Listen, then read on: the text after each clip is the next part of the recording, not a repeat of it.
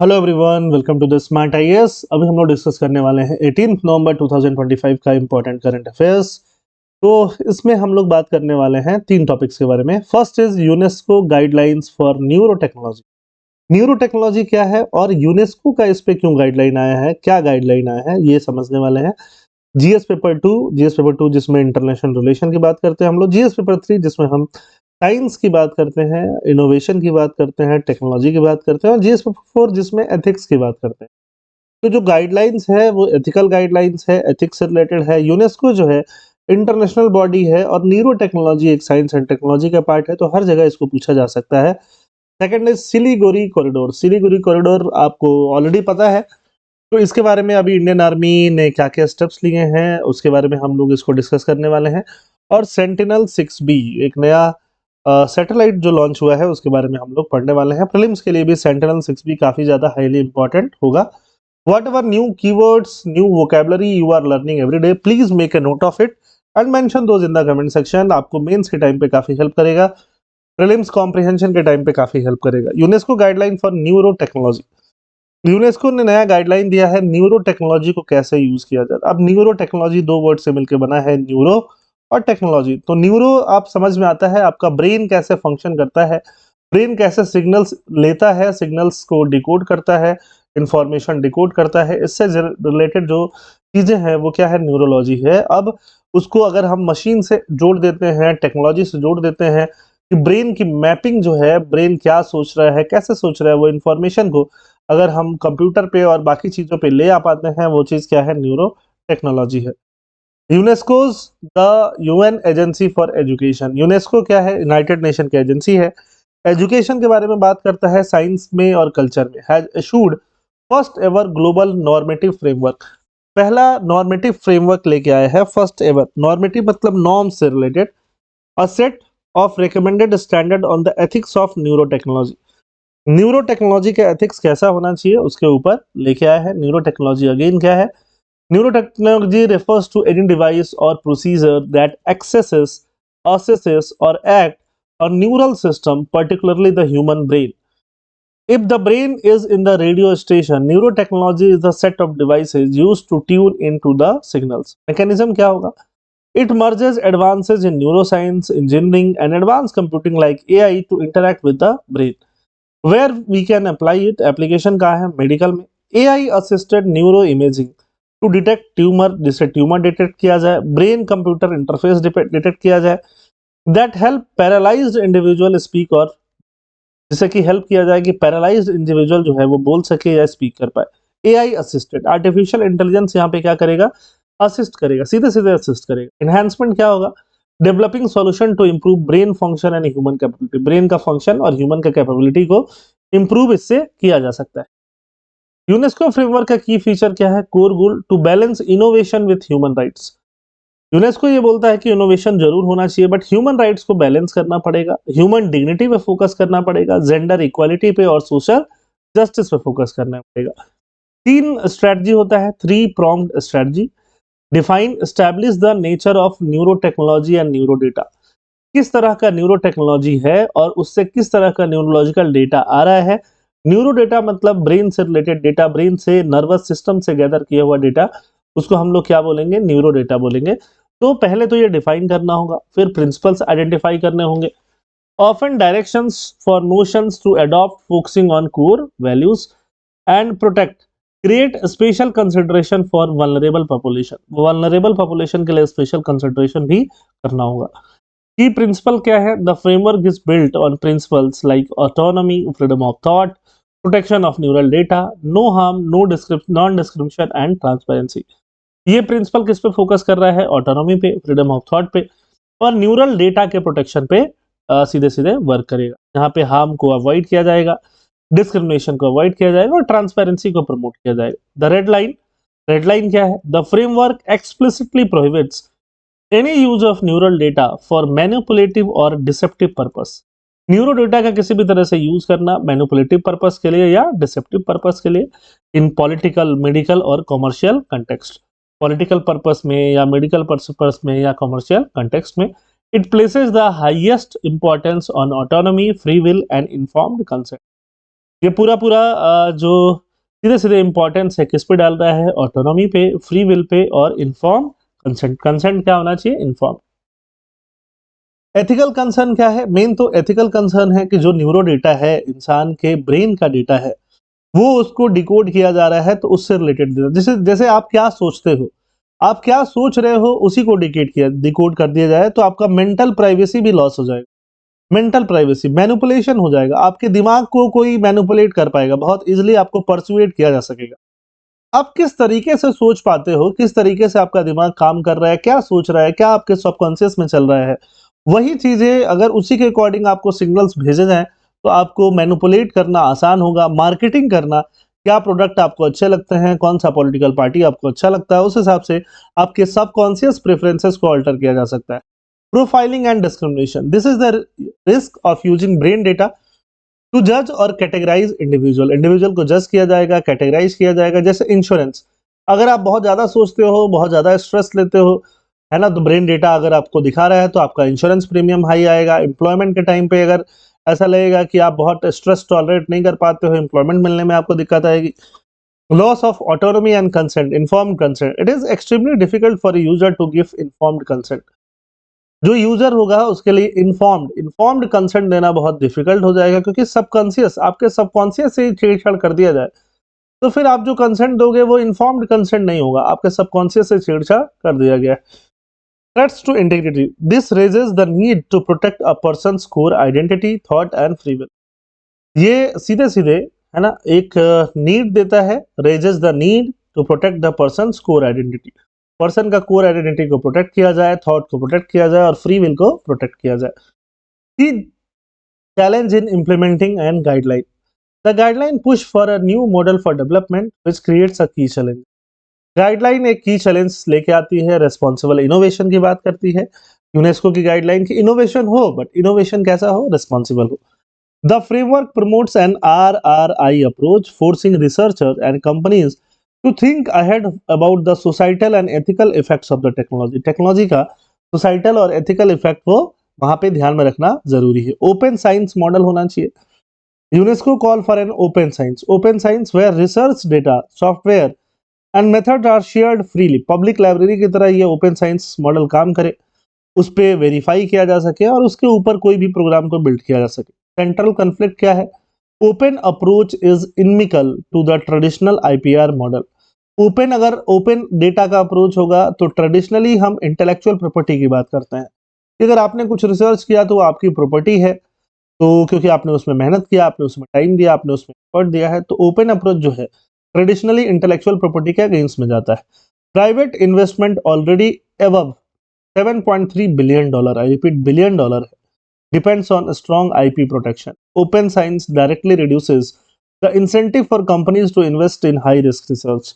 Open science जैसे ही बात होगा, कंपनीज इन्वेस्ट ही नहीं करेंगी हाई रिस्क रिसर्च में, क्योंकि इन्वेस्ट उनको करना है और ओपन साइंस बन जाएगा, फिर फायदा ही नहीं होगा। Intellectual property rights, IP refers to intangible asset owned, legally protected by an individual company from outside use और इम्प्लीमेंटेशन विदाउट कंसेंट। तो इंटेलेक्चुअल प्रॉपर्टी राइट्स क्या होता है, राइट्स मतलब अधिकार, इंटेलेक्चुअल प्रॉपर्टी मतलब कोई भी कंपनी कुछ भी इनोवेट कर रही है, कोई भी इंडिविजुअल इनोवेट कर रहा है। फॉर एग्जांपल मैं ही ये वीडियो बना रहा हूँ, ठीक है, इसमें भी कॉपीराइट लगता है, तो कॉपीराइट हो गया, पेटेंट हो गया, ट्रेडमार्क हो गया, ट्रेड सीक्रेट्स हो गया, इंडस्ट्रियल डिजाइन, ज्योग्राफिकल इंडिकेशन, ये सब किस में आते हैं, इंटेलेक्चुअल प्रॉपर्टी में आते हैं।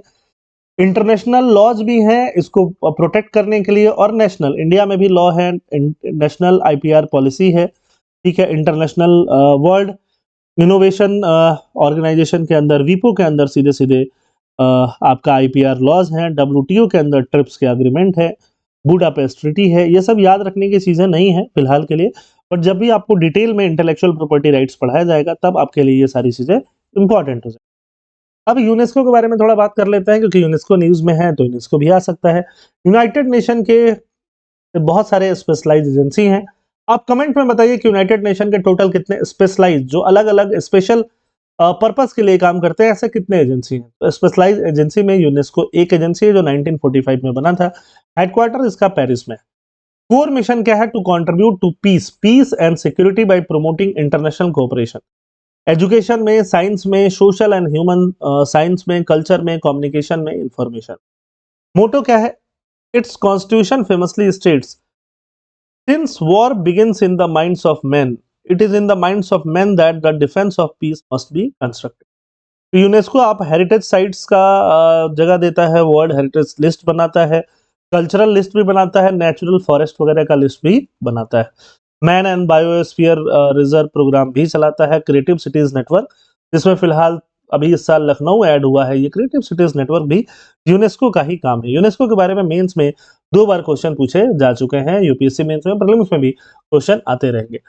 Way forward, building on ecosystem of innovation, pluralism, develop an environment where open science models and intellectual property driven approaches coexist, जहां open science की भी बात हो और intellectual property दोनों coexist कर पाए, है ना। Both public research and private enterprise operate within shared ethical boundaries। Ethical boundaries क्या हो? Shared हो।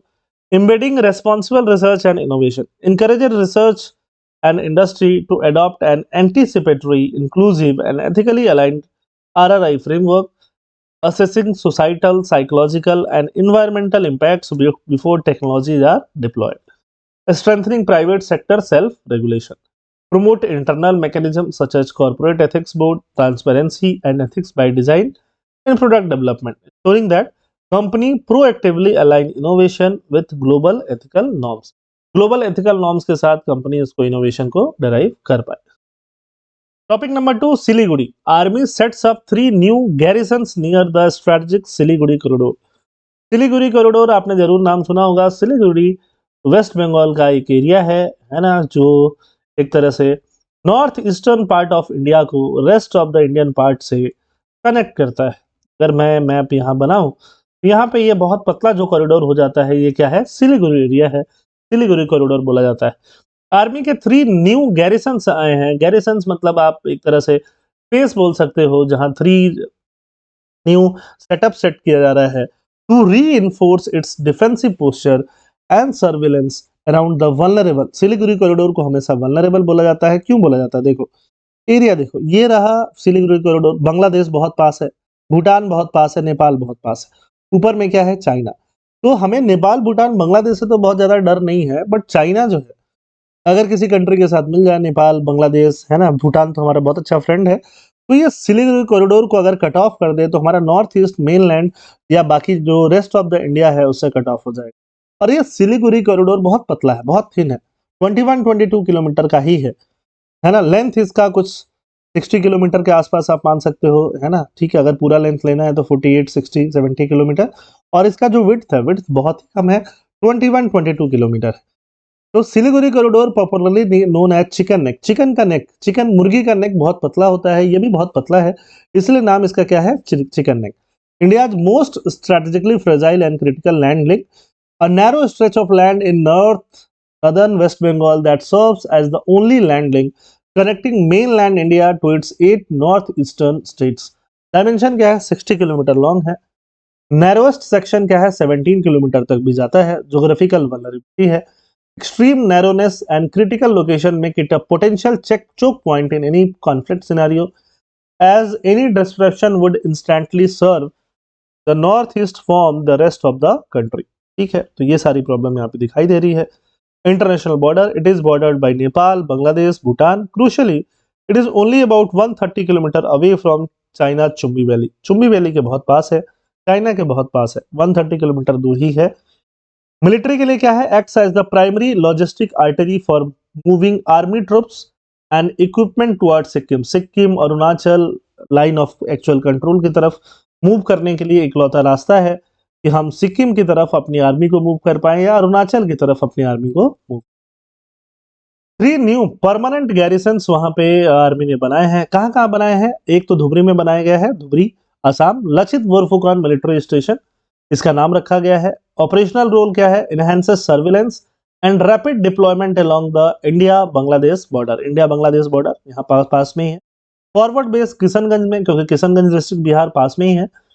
ठीक है। Strengthen army operational readiness and coordination with the BSF. Third forward base Chopra west Bengal में, supports logistical operation and ensures high preparedness level for the Trishakti corps. देखो ये 3 अलग-अलग state भी लिए गए हैं, आसाम, बिहार और वेस्ट बंगाल। तो आप देखोगे, ठीक है, ये रीजन जो आएगा इधर, इधर जाके हमारा सीधे-सीधे इस रीजन में हमारा आसाम का रीजन पड़ता है, ये रीजन जो है सीधे-सीधे ये वेस्ट बंगाल का रीजन पड़ता है और यहाँ तक ये रीजन जो है ये सीधे बिहार का रीजन पड़ता है। तो बिहार भी यहाँ आस-पास ही है, बिहार का Kishanganj district is very near. सेंटिनल-6B एक नया सैटेलाइट है जो ओशियंस को ऑब्जर्व करेगा, ओशियंस को ऑब्जर्व करेगा। ओशियन जो 2/3 पार्ट है अर्थ के, उसको ऑब्जर्व करने के लिए सेंटिनल लॉन्च किया गया है 6B।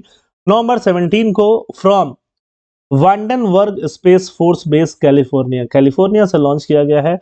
It is an ocean tracking satellite that will orbit earth at 7.2 kilometre per second, completing one revolution every 112 minutes. मतलब 2 घंटे से भी कम टाइम में एक रेवोल्यूशन कंप्लीट कर लेगी। तो ऐसा सैटेलाइट लो अर्थ ऑर्बिट में ही लॉन्च किया जाता है, लो अर्थ ऑर्बिट में लॉन्च किया गया है।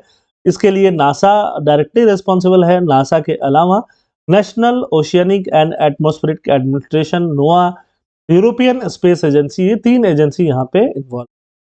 It is the latest in an uninterrupted series of satellites that have been measuring sea level from space since the 1990s. Goal क्या है? To provide a continuous, high precision 30+ year data record of sea surface height, ensuring there are no gaps in our understanding of climate change impact on ocean. अब यहाँ पे UNESCO के बारे में हम पढ़ लेते हैं। क्वेश्चन तो हमने पढ़ लिया है ना। यूनेस्को मतलब सीधे सीधे ये टॉपिक क्या है, ओशंस के बारे में और क्लाइमेट चेंज के बारे में इंफॉर्मेशन के लिए ये सैटेलाइट लॉन्च किया गया। ठीक है, न्यूरो टेक्नोलॉजी और यूनेस्को के बारे में पढ़ा। इस पे ये एमसीक्यू है, आप इसको पॉज करिए 3 स्टेटमेंट 4 ऑप्शन आप कमेंट में आंसर लिखिए। सिलीगुड़ी कॉरिडोर कमेंट में आंसर बताइए। सेंटिनल 6B पॉज करिए, कमेंट में आंसर।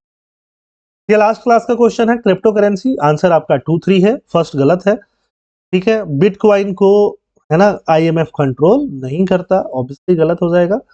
सेकंड, टेरिटोरियल आर्मी, इसमें फर्स्ट फुल टाइम नहीं है, ये है ना, फुल टाइम इसमें ड्यूटीज नहीं होती हैं, ये भी गलत हो जाएगा। इजी क्वेश्चन है, तो दैट कि आप आराम से कर। ठीक है, बे ऑफ बंगाल में अष्टमुडी, केरला इधर से ड्रेन होगी तो बे ऑफ बंगाल इधर होता है, first option, first statement fit काटिए, आंसर 2 एंड 3।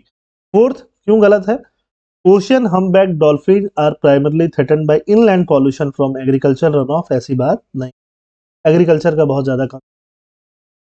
तो आई होप आपको टॉपिक समझ में आए होंगे। थैंक यू एंड जय हिंद।